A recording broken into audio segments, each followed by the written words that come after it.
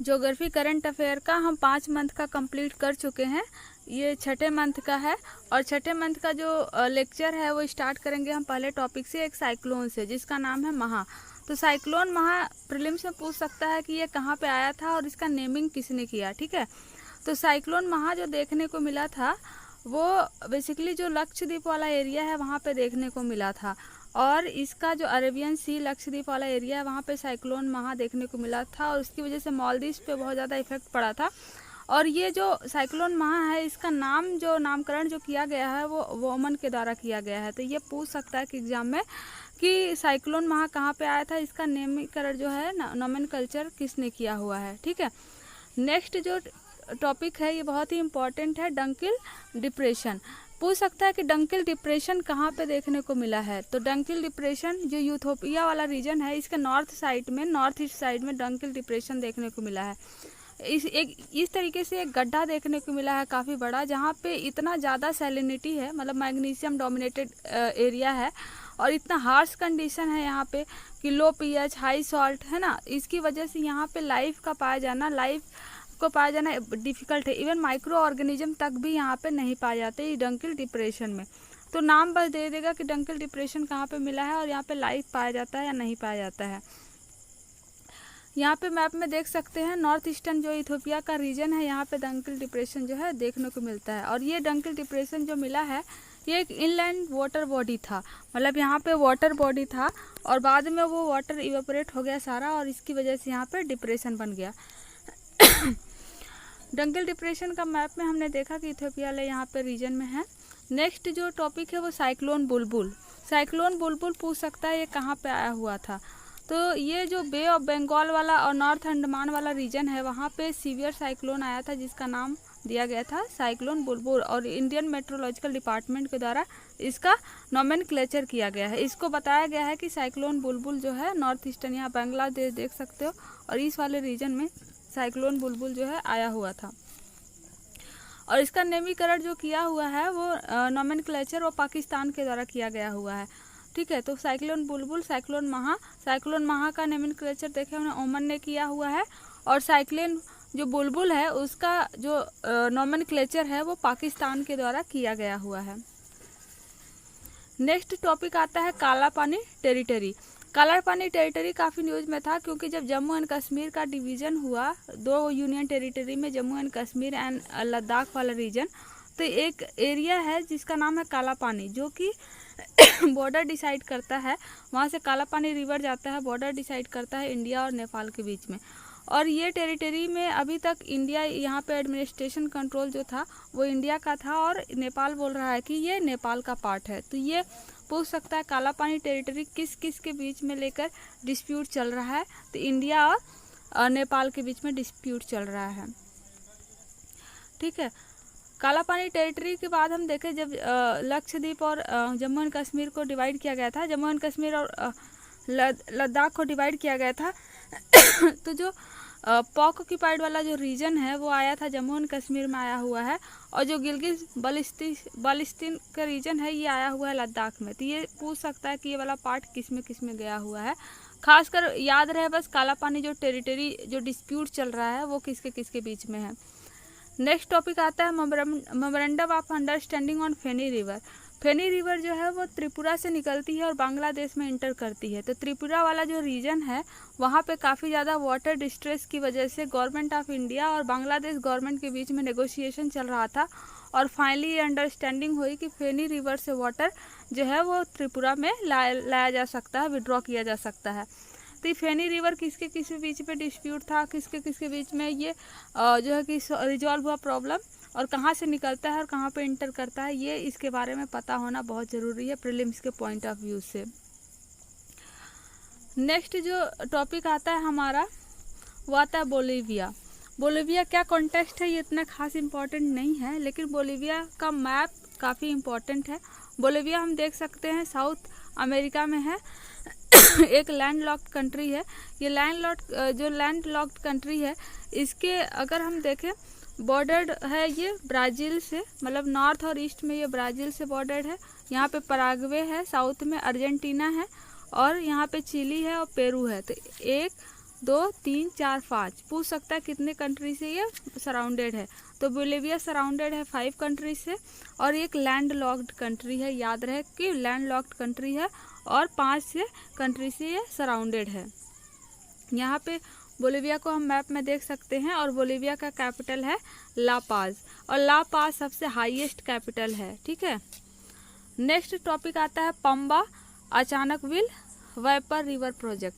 ये जो river project है, जो पंपा रिवर अचानकविल जो रिवर है, ये पाया जाता है केरला में और इस रिवर का वाटर जो है एक डैम बना के विड्रॉ किया जाएगा कहाँ पे, तमिलनाडु में। तो इसकी वजह से जो केरला गवर्नमेंट है इसके अगेंस्ट है, क्योंकि उसका मानना है कि अगर इस रिवर से वाटर विड्रॉ होके अगर तमिलनाडु में चल जाएगा तो केरला के काफ़ी जगह पे काफ़ी ज़्यादा वाटर स्ट्रेस आ सकता है और ऑलरेडी केरला में वाटर स्ट्रेस है। तो ये याद रहे कि पंपा अचानकविल वेपर रिवर प्रोजेक्ट किसके बीच में, किस स्टेट के बीच में लेके डिस्प्यूट चल रहा है। इससे ज़्यादा प्रीलिम्स में और कुछ नहीं पूछेगा। तो पंबा रिवर के बारे में थोड़ा सा देखते हैं। It's join the Arabian sea, Arabian sea को ज्वाइन करता है और इंटायरली अगर हम देखें तो ये केरला स्टेट में फ्लो होता है। इंटायरली इसका जो एरिया है, कैटेचमेंट एरिया है, मतलब एरिया जितना ये फ्लो करता है, जहाँ तक इसका वाटर जाता है, वो केरला स्टेट में है। Pamba basin is bounded on the east by the western ghat and on the west by the Arabian sea, ठीक है। तो पंबा रिवर के बारे में याद रहे कि कहाँ पे बहता है और अचानकविल रिवर जो है, the river rises in the western Ghat in the, ये भी केरला में बहता है। अचानकविल रिवर और पंबा रिवर दोनों ही केरला में बहता है, ठीक है। तो इसी को ज्वाइन करने के लिए बात चल रहा है। और जो वेवर रिवर है ये भी वेस्टर्न घाट से निकलता है और ये फिर जाके गल्फ ऑफ मन्नार में जो है ये जो है गिर जाता है। तो ये वेपर रिवर कहाँ पे है, ये अचानकविल रिवर कहाँ पे है और पंबा रिवर कहाँ पे है और ये जो प्रोजेक्ट बन रहा है वो किसके बीच में चल रहा है, ये याद होना चाहिए प्रीलिम्स के लिए। नेक्स्ट टॉपिक जो आता है एक्वा अल्टा।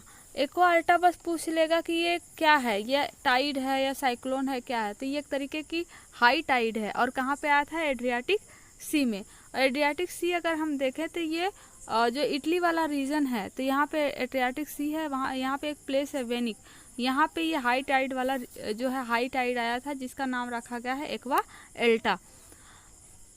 तो हाई टाइड इसमें लाने के लिए जो 2 तरह के जो एयर जो रिस्पॉन्सिबल हैं, एक तो सिरोको, ठीक है, और दूसरा बोरा।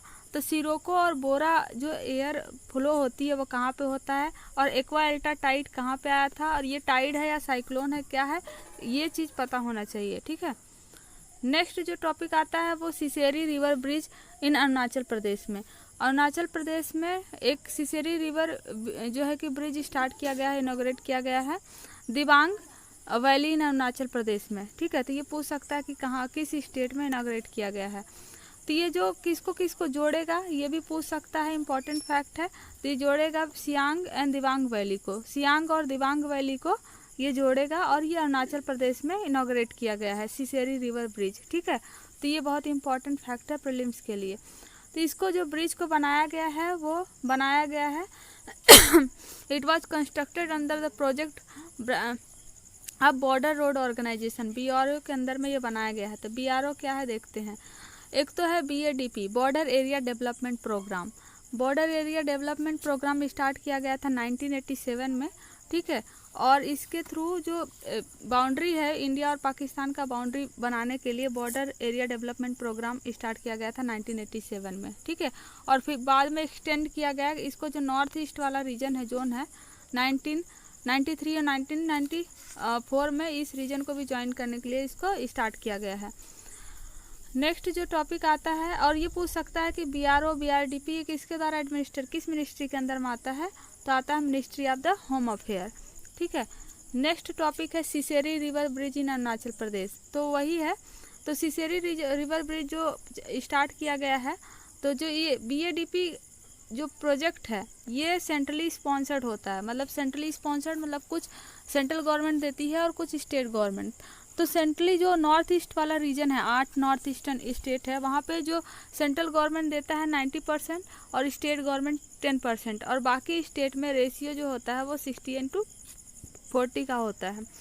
और एट प्रेजेंट BADP जो है वो 17 स्टेट में, जो कि 17 इंडियन स्टेट जो इंटरनेशनल बाउंड्री टच करते हैं उनके डेवलपमेंट के लिए ये प्रोग्राम BADP चलाया गया है। तो पूछ सकता है 17 स्टेट क्या सेंट्रली स्पॉन्सर्ड है या सेंट्रली सेक्टर स्कीम है, और ये कब स्टार्ट किया गया था, और ये कहाँ कहाँ पे होता है और किस मिनिस्ट्री के अंदर में आता है। तो ये इम्पोर्टेंट फैक्ट है। नेक्स्ट टॉपिक है जो श्रीशैलम डैम। श्रीशैलम डैम जो है वो क्रिएट किया गया है कृष्णा रिवर पे। तो पूछ सकता है श्रीशैलम डैम कहाँ पे क्रिएट किया गया है? Krishna river in Andhra Pradesh. तो स्टेट याद रहे और रिवर याद रहे, और ये लोकेटेड है नल्लामला हिल्स पे। कृष्णा रिवर के बारे में हम थोड़ा सा देखें तो ये रिवर सेकेंड बिगेस्ट रिवर है पेनिसुलर में। पेनिसुलर इंडिया जो है वहाँ पे सेकेंड मेजर रिवर है after the Godavari. Peninsular India में गोदावरी रिवर सबसे बड़ी है, उसके बाद कृष्णा रिवर है, और ये ओरिजिनेट होता है महाबलेश्वर, मतलब कि जो महाराष्ट्र में है सतारा, वहाँ से ओरिजिनेट होता है।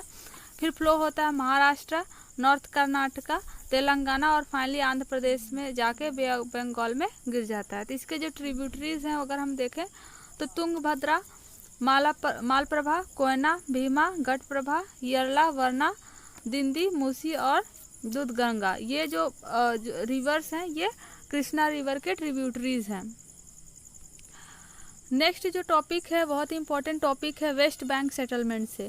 वेस्ट बैंक सेटलमेंट ये काफ़ी न्यूज़ में था, जबकि इसमें क्या हुआ था कि एक लैंड लॉक टेरिटरी है। अगर ये पूछे क्या है तो वेस्ट एशिया का एक लैंड लॉक टेरिटरी है, और ये एक वेस्टर्न जो डेड सी है इससे कनेक्ट होता है। ठीक है, तो ये जॉर्डन के द्वारा कैप्चर किया गया था जब अरब और इजराइल वॉर हुआ था 1948 में, और बाद में इजराइल ने इसको 1967 में इसको वापस स्नैच कर लिया। ठीक है, तो कुछ इजराइल के लोग यहाँ पे जाके सेटल हुए हैं, और यूएसए का कहना है कि ये सेटलमेंट जो है ये जो है लॉ एंड ऑर्डर के जो है खिलाफ नहीं है। तो ये पूछ सकता है कि वेस्ट बैंक सेटलमेंट कहाँ पे मिलता है। वेस्ट बैंक कहाँ पे है? तो ये इजराइल है, देख सकते हैं इजराइल से सराउंडेड है और इधर जॉर्डन से सराउंडेड है, एक लैंड लॉक टेरिटरी है, और ये डेड सी से भी जो है सराउंडेड है।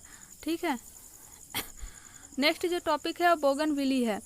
बोगनविली क्या है? जो पपुआ न्यू गिनिया जो कंट्री है वहाँ से एक उससे लगा हुआ एक बोगनविली, उसी का एक आइलैंड है, और ये काफ़ी टाइम से यहाँ जो है कि चल रहा था कि एक न्यू कंट्री इसको बनाया जाए, एज ए न्यू कंट्री इसको डिक्लेयर किया जाए।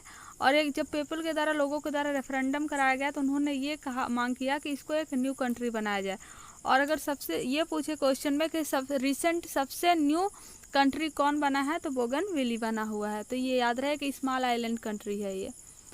नेक्स्ट आता है लिविंग रूट ब्रिज। तो ये काफ़ी ही लोग इसको जानते हैं। मेघालय में इस तरीके का स्ट्रक्चर देखने को मिलता है कि दो प्लांट का जो रूट है वो इस तरीके से इसको लोग करते हैं कि एक दूसरे से मिल जाए और एक ब्रिज बन जाता है, और काफ़ी ये स्ट्रॉन्ग होता है।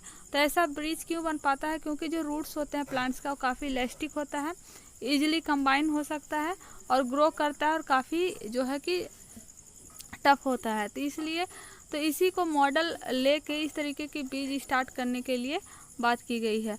नेक्स्ट है topic Daman and Diu, Dadar and Nagar Haveli to be मर्ज।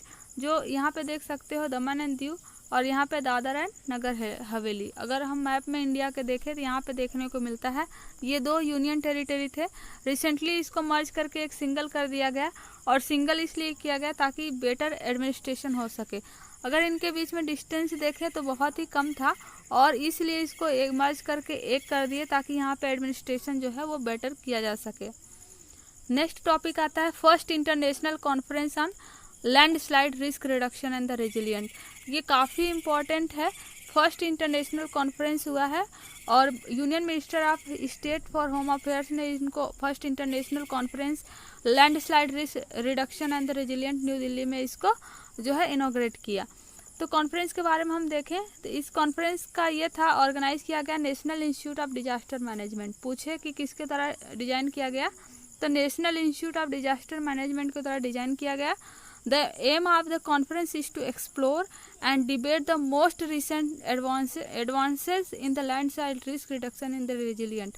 मतलब अगर हम रिसेंट में देखें तो लैंड स्लाइड के केसेस बहुत ज़्यादा आ रहे हैं, और ख़ासकर माउंटेन वाला जो रीजन होता है वहाँ पे सबसे ज़्यादा लैंड स्लाइड देखने को मिलता है। तो जब कोई लैंड स्लाइड होता है, जब जो है कि मान लो कोई माउंटेन है और वो गिर गया, ठीक है, तो उसकी वजह से क्या हुआ, जो रोड वगैरह है वो पूरा जाम हो जाएगा। तो जो ट्रांसपोर्ट सिस्टम है वो सारे प्रभावित होते हैं, और यहाँ पे अगर कोई सेटलमेंट होता है तो वो काफ़ी प्रभावित होता है। तो इसी से निपटने के लिए तो ये पहला कॉन्फ्रेंस कराया गया है। ठीक है, तो लैंडस्लाइड क्या है वो हमने देख लिया कि landslide the movement of mass of rock debris और earth down to slope due to the action of the gravity. ठीक है, तो अगर ये पूछे कि पहला ये कॉन्फ्रेंस कहाँ पे हुआ लैंडस्लाइड से रिलेटेड, ये तो दिल्ली में हुआ पहला कॉन्फ्रेंस। ठीक है, और ये मास मूवमेंट क्या होता है, लैंडस्लाइड क्या होता है, ये पूछ सकता है प्रीलिम्स में। और सबसे ज़्यादा कहाँ पे पाया जाता है, जो माउंटेन वाला रीजन होता है वो मोर ससेप्टेबल होता है। तो ये टोटल आज का जो था टॉपिक था, जो 6 मंथ का हो गया। नेक्स्ट जो है हम नेक्स्ट टॉपिक में कवर करेंगे।